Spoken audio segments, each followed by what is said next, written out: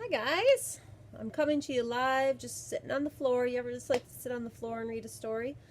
Well, that's where Miss Wantek's coming from today on Friday, April 10th, 2020. I can't wait to see you boys and girls. Well, today's story, I told you we've done nonfiction the last couple days, so I told you it was going to be a different type of story today, and it's a true story. Okay, but it's not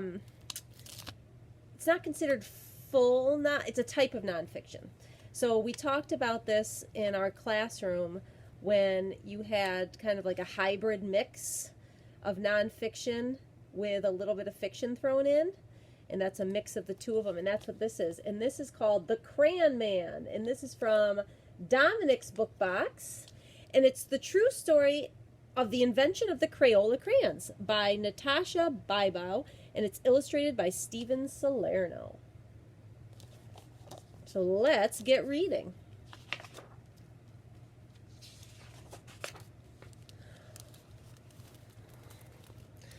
Once, there was a man who saw color everywhere. He noticed, you see that? He noticed the yellow-orange petals of the black-eyed Susan in his garden. He marveled at the rich scarlet-red tones of the cardinal's feathers. He admired the deep blue-greens of the waves in the sea. Color made him really, really happy. I love this. The purples look so pretty. But all day long at work, all he saw was black. Black dust, black tar, black smoke, black ink, black dye, black shoe polish. Take a look. So then here's, this is why it's a mix. The pictures, okay, in the story. But then the nonfiction, it has the text boxes, and the story itself is how it came to be. His company sold carbon black, a new kind of pigment or colored substance made from the soot of burning oil and natural gas. People used it in printing inks, electric street lamps, and stove and shoe polish. It also made rubber car tires last much longer.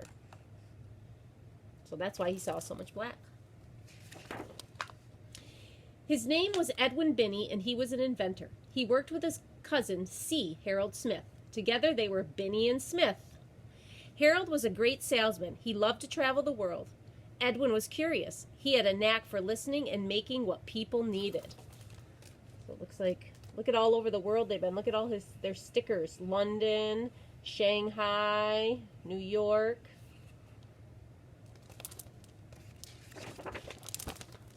Edwin invented a new kind of inexpensive slate pencil that wrote very smoothly. It was gray, and children loved it.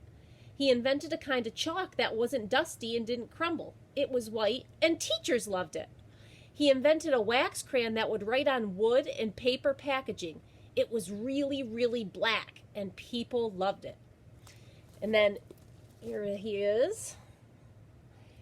And our text box tells us a little extra information that paper was expensive in the 1800s, so children wrote with slate pencils or chalk on slates. So they held little chalkboards in the classroom, not paper. They only used paper for special things, like if they had to write a paragraph, then they'd hand it in on paper. It would be like us using our whiteboards all day, every day. So when everyone, including Edwin's wife Alice, told him that children needed better, cheaper crayons, he listened. They said, "The crayons we have are big, dull, and clumsy. The lumps of colored clay only make fat, chunky lines. And the artist crayons from Europe are far too expensive. They crumble and break easily. Some are even poisonous." So his wife, Alice, it says she used to be a school teacher, so she knew what children needed, and she encouraged Edwin to invent the crayons.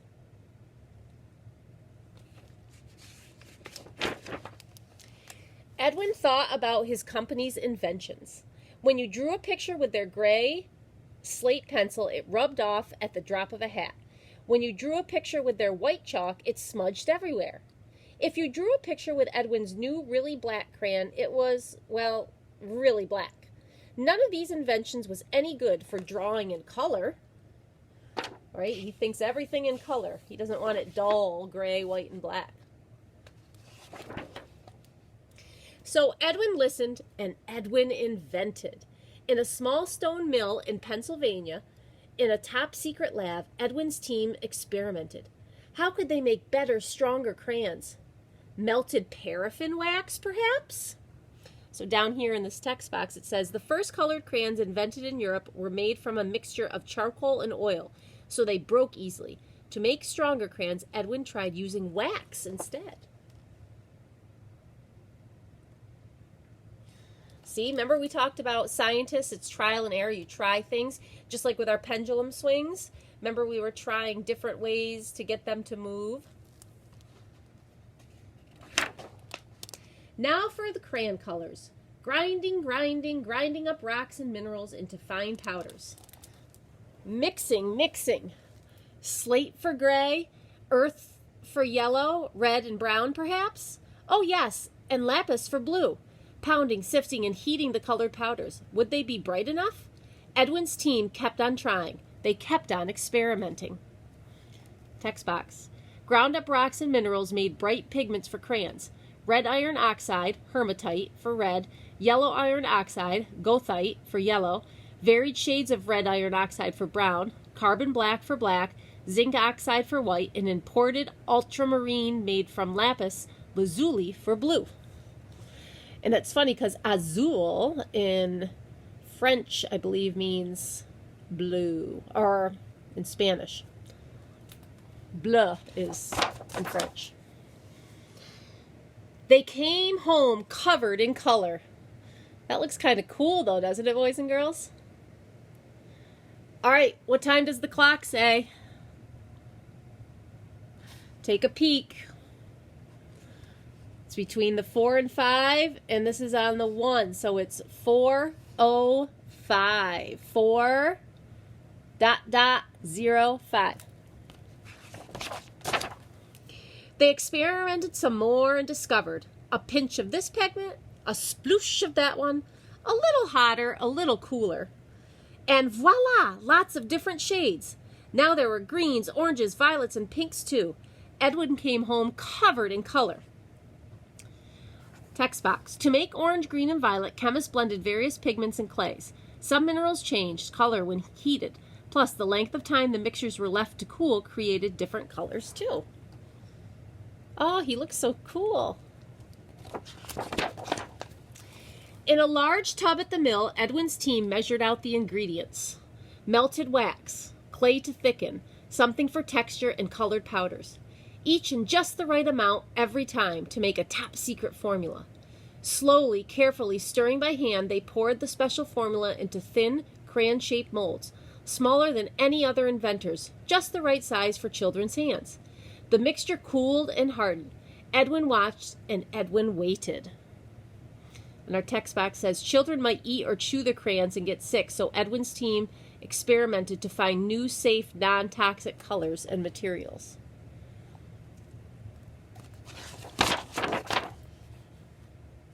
Finally, one summer evening in June 1903, Edwin came home covered in color and announced that he'd invented a new kind of colored crayon.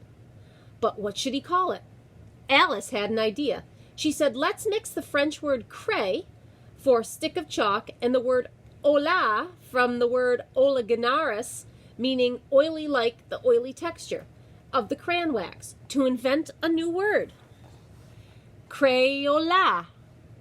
Crayola. Edwin listened. I just learned something. I never knew that's where the name came from. Binney and Smith shipped out the first Crayola crayon boxes. Red, orange, yellow, green, blue, violet, brown, and black. 8 colored crayons for only a nickel. Edwin waited. Would children like them?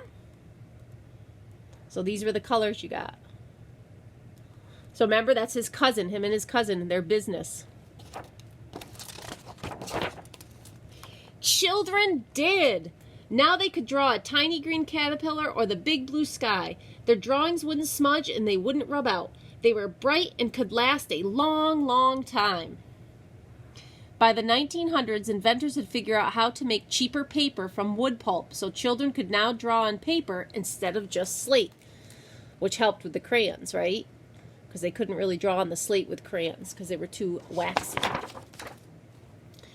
Excitement over the new colorful invention spread like wildfire. Admirers from far and wide flocked to marvel at Binney and Smith's invention at the St. Louis World's Fair. The company's dustless chalk even won a gold medal. Proudly, Edwin and Harold showed it off, especially on their new Crayola crayon boxes.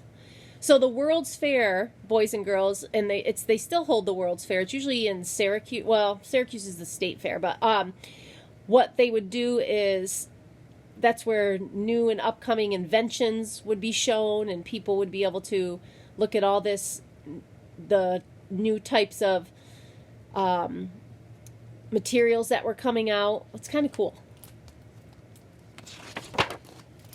Every day, Edwin brought colorful bouquets from his garden to inspire the Crayola team. They made crayons in even more different shades and later asked children to help name some of them. Tropical Rainforest, Robin's Egg Blue, Granny Smith Apple, Macaroni and Cheese. That's a funny one. The text box says, to celebrate their 19th anniversary, Crayola held a color naming competition. The 6-year-old winner coined Tropical Rainforest. Other color names created by children included Robin's Egg Blue, Tickle Me Pink, and Macaroni and Cheese. At last, because Edwin Binney, the man who saw color everywhere, who had a knack for listening and making what people needed, children all around the world could reach for just the right shade. So here's all the different colors. Take a peek. Sunglow, Mysteria, Jungle Green, Screamin' Green, Razzmatazz, Robin Egg Blue, Wild Watermelon, Marvelous, which is a type of pink, Purple Mountain's Majesty, Cadet Blue, Lavender, Timberwolf. And they could draw anything. Look at all the cool drawings. I like that octopus. Pretty cool, huh?